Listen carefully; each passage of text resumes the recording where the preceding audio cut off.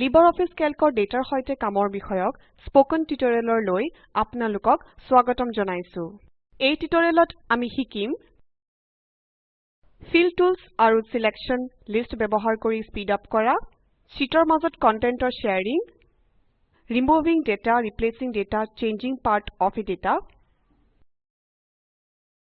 ইয়াত আমি GNU Linux আমাৰ অপাৰেটিং সিস্টেম হিচাপে আৰু LibreOffice Suite version 3.3.4 ব্যৱহাৰ কৰিছো।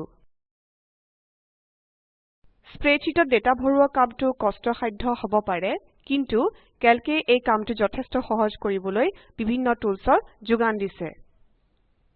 আটাইতকৈ প্ৰাথমিক সমতাটো হৈছে মাউসৰ সহায়ত এটা সেলৰ কন্টেন্ট বিলাক ড্ৰেগ কৰি নি অইন এটা সেলত ড্ৰপ কৰিব পৰাটো। অটোমেটিক ইনপুটৰ বাবে বিশেষকৈ পুনঃব্যৱহাৰ্য মেটেৰিয়েলৰ বাবে কেলকে বহুতো টুলছৰ যোগান ধৰিছে। এই টুলবিলাক হৈছে ফিল টুল, সিলেকশন লিষ্ট। এইবিলাকে একেখন ডকুমেন্টৰ মাল্টিপল শীটত তথ্য ইনপুট কৰিব পাৰে। আমি সেই প্ৰত্যেকটোৰ বিষয়ে এটাৰ পিছত এটাকৈ শিকিম। আমাৰ পাৰ্সোনেল ফাইনান্স ট্ৰেকাৰ.ods ফাইলটো ওপেন কৰা যাওক। ফিল টুলটো হৈছে এখন শীটত থকা কন্টেন্ট বিলাক ডুপ্লিকেট কৰিবলৈ এটা কামত অহা পদ্ধতি। আমাৰ পাৰ্সোনেল ফাইনান্স ট্ৰেকাৰ.ods ফাইলত ধৰাহওক আমি কষ্ট হেডিঙত থকা ডেটাসমূহ কাষৰ সেলবিলাকলৈ কপি কৰিব বিচাৰিছো। প্ৰথমে 6000 থকা সেলটোত ক্লিক কৰি কপি কৰিবলগীয়া সকলো ডেটা সিলেক্ট কৰা হওক। এতিয়া বাওঁফালৰ মাউস বাটনটো হেঁচি ধৰি মাউসটো কষ্ট এন্ট্ৰি 2000 থকা সেলটোৰ শেষলৈকে ড্ৰেগ কৰক। ইয়াৰোপৰি ডেটা কপি কৰিবলগীয়া সেই সেলবিলাক সিলেক্ট কৰক। এতিয়া বাওঁফালৰ মাউস বাটনটো এৰি দিয়ক। মেনু বাৰত থকা এডিট অপশনটোত ক্লিক কৰক আৰু তাৰ পাছত ফিল অপশনত ক্লিক কৰক। পপ আপ মেনুত ৰাইট অপশনটোত ক্লিক কৰক। আপুনি কষ্ট হেডিঙত থকা ডেটাবিলাক কাষৰ সেলবিলাকলৈ কপি হোৱা দেখিবলৈ পাব। আমি সালসলনিবিলাক আনডু কৰো আহক। ফিল টুলৰ এটা জটিল ব্যৱহাৰ হৈছে শীটত ডেটা হিচাপে কিছুমান সিৰিজ ভৰোৱা। কেলকে বছৰ এটাৰ সপ্তাহৰ দিনবোৰ আৰু মাহবোৰৰ সম্পূৰ্ণ আৰু সংক্ষিপ্ত ডিফল্ট লিষ্টৰ যোগান ধৰিছে। ই ব্যৱহাৰকাৰীক নিজৰ লিষ্ট তৈয়াৰ কৰিবলৈও সুবিধা দিয়ে। এতিয়া আমাৰ শীটখনত ডেইজ নামেৰে এটা নতুন হেডিং ভৰোৱা যাওক। ইয়াৰ অন্তৰ্গত আমি সপ্তাহটোৰ 7টা দিন স্বয়ংক্ৰিয়ভাৱে প্ৰদৰ্শন কৰিম। ডেইজ হেডিঙৰ তলৰ 7টা সেলবিলাক সিলেক্ট কৰক। এতিয়া মেনু বাৰত থকা এডিট অপশনত ক্লিক কৰি তাৰ পিছত ফিল অপশনলৈ যাওক। মেনুত সিৰিজ অপশনত ক্লিক কৰক। আপুনি ফিল সিৰিজ হেডিঙেৰে সৈতে ডায়লগ বক্সটো দেখা পাব। এতিয়া সিৰিজ টাইপৰ অধীনত অটোফিল অপশনত ক্লিক কৰক। স্টাৰ্ট ভেল্যু ফিল্ডত আমি সপ্তাহটোৰ প্ৰথমটো দিন অৰ্থাৎ সানডে টাইপ কৰিম। বাঢ়নটো ইতিমধ্যে 1ত সেট কৰা আছে। OK বাটনটোত ক্লিক কৰক। আপুনি দেখিব যে দিনবিলাক নিজে নিজে সেলবিলাকত ভৰি পৰিছে। আপুনি দিন, মাহ বা বছৰ এই পদ্ধতিৰে ভৰাব পাৰে কাৰণ সেইবিলাক ইতিমধ্যে কেলকত ভৰোৱা হৈ থাকে। সিকুৱেন্সিয়েল ডেটা অটোফিলিং কৰাৰ অইন এটা পদ্ধতি হৈছে এটা সেলত সানডে টাইপ কৰক আৰু এন্টাৰ দবাওক। ইয়ে কলমটোৰ পিছৰ সেলটোলৈ ফোকাসটো শিফট কৰিব। সানডে টাইপ কৰি থোৱা সেলটোলৈ উলটি যাওক। আপুনি সেলটোৰ সোঁফালে তলত সৰু এটি কলা বাকচ দেখিবলৈ পাব।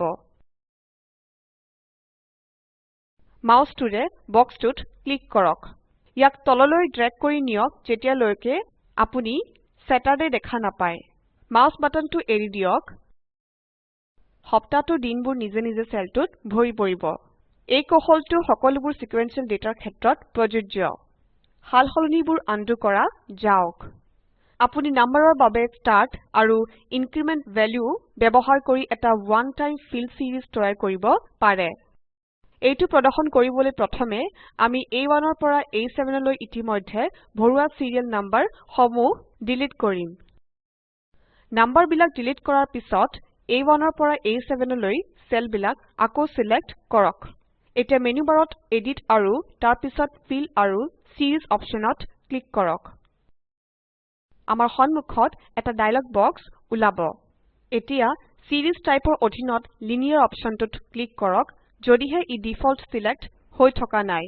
আমি start value fieldত প্ৰথম serial numberটো টাইপ কৰিম হেয়া হৈছে 1 end value fieldত আমি অন্তিম value হিচাপে 6 টাইপ কৰিম এতিয়া আমি increment value হিচাপে 1 টাইপ কৰিম আৰু অৱশেষত OK বাটনত ক্লিক কৰিম আমি দেখা পাম যে সেলবিলাক স্বয়ংক্ৰিয়ভাৱে sequential serial number বিলাকৰ দ্বাৰা ভৰোৱা হৈ গৈছে এই সকলোবোৰ ক্ষেত্ৰত fill toolএ সেলবিলাকৰ মাজত এটা খন্তেকীয়া সংযোগৰ সৃষ্টি কৰে সেলবিলাক ভৰোৱাৰ পাছত হিহতৰ মাজত কোনো সংযোগ নাথাকে fill toolsৰ বাহিৰেও আৰু এটা speed up tool আছে যাক selection list নামেৰে জনা যায় যিটোৰ ব্যৱহাৰ কেৱল টেক্সটৰ ক্ষেত্ৰত সীমাবদ্ধ এই সিৰিজৰ পাছৰ টিউটৰিয়েলত আমি এই বিষয়ে আলোচনা কৰিম fill tools আৰু selection listৰ বিষয়ে শিকাৰ পিছত আমি এতিয়া শীটৰ মাজত কেনেকৈ কন্টেন্ট শ্বেয়াৰ কৰিব পাৰি তাক শিকিম কেলকে এটা সেলত থকা একেখিনি ইনফৰমেশন মাল্টিপল শীটত ভৰাবলৈ ব্যৱহাৰকাৰীক সুবিধা দিয়ে ইয়াৰ অৰ্থ এই যে প্ৰতিখন শীটত বেলেগে বেলেগে একেখন লিষ্ট ভৰোৱাৰ সলনি ইয়াক সকলোবোৰ শীটত এবাৰতে ভৰাব পাৰি আমাৰ personal finance trackerঅডছ ফাইলত আমাৰ সকলো ডেটা শীট 1ত আছে এতিয়া আমি শীট 1ত থকা একেখিনি ডেটা শীট 2ৰ লগতে শীট 3ত দেখুৱাব খুজিছো গতিকে আমি মেনু বাৰত থকা এডিট অপচনলৈ যাম আৰু শীট অপচনত ক্লিক কৰিম এতিয়া Selectত ক্লিক কৰক ডায়লগ বক্সটোত Shift কী ব্যৱহাৰ কৰি আমি শীট 1, শীট 2 আৰু শীট 3ত সিলেক্ট কৰিম আৰু তাৰ পিছত OK বাটনত ক্লিক কৰিম ইয়ে আমাক শীট 1লৈ লৈ যাব এতিয়া শীট 1ত কিছুমান ডেটা ভৰোৱা যাওক উদাহৰণ স্বৰূপে F12 সেলত আমি টাইপ কৰিম This will be displayed on multiple sheets